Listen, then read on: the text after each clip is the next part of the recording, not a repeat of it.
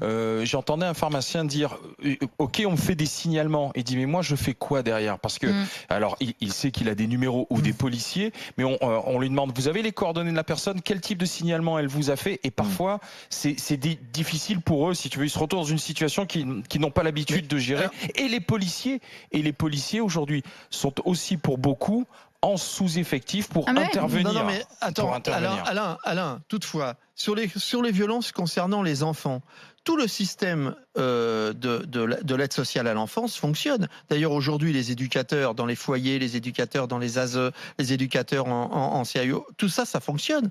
Et on peut encore aujourd'hui prendre en charge des enfants qui sont maltraités s'il y a des informations préoccupantes qui remontent.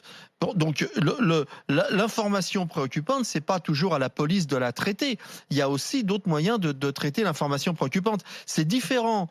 La violence faite aux femmes, la violence conjugale, et notamment, je signale aussi qu'il y a une augmentation de la consommation d'alcool, et aussi que tous les cas que j'ai lus, et j'en ai lu beaucoup, puisque j'en ai beaucoup qui me remontent par des tas de filières, des gens que j'ai formés, eh bien, il y a beaucoup l'alcool qui est mêlé, donc on voit bien qu'on vit une ambiance très particulière, où il y a une espèce de relâchement complet, et que toutes les frustrations se relâchent, donc la violence conjugale, et évidemment la violence pour enfants. Mais je veux dire que les systèmes, normalement, de protection de l'enfance, pour ce qui concerne la protection, continue de fonctionner. Oui, mais c'est compliqué. Sincèrement, moi je veux bien les systèmes de protection de l'enfance, etc. Le problème, c'est que les enfants ne sortent plus de chez eux. Donc s'ils sont frappés par les parents, il n'y a aucun sas, puisqu'ils ne vont plus à l'école. Il n'y a pas de l'école pour repérer, il n'y a pas les voisins, etc.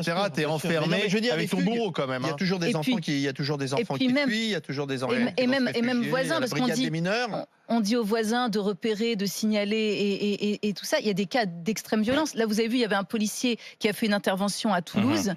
Ils ont été accueillis au couteau et à la fin, le policier a dû tuer le mari. Ça s'est fini comme ça. Donc aussi le côté intervenez. C'est appeler, oui, mais intervenez seul, non.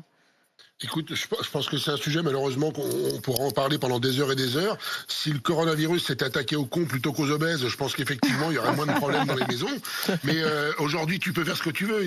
Ces gens-là sont indécrottables. Donc, effectivement, quand ils sont confinés, renfermés, où tu peux plus contrôler quoi que ce soit, effectivement que ça augmente, c'est pas trop. Et en plus, le problème qui se pose, c'est que les gens, les 3/4 de l'année, ils vivent pas ensemble. Ils vivent côte à côte. Là, ils vivent vraiment ensemble, H24. Et c'est pas supportable pour certains, quoi. Oui, c'est ça, c'est que c'est des gens qui pouvaient peut-être trouver ailleurs un peu de liberté et de respiration qui se retrouvent avec le mari violent.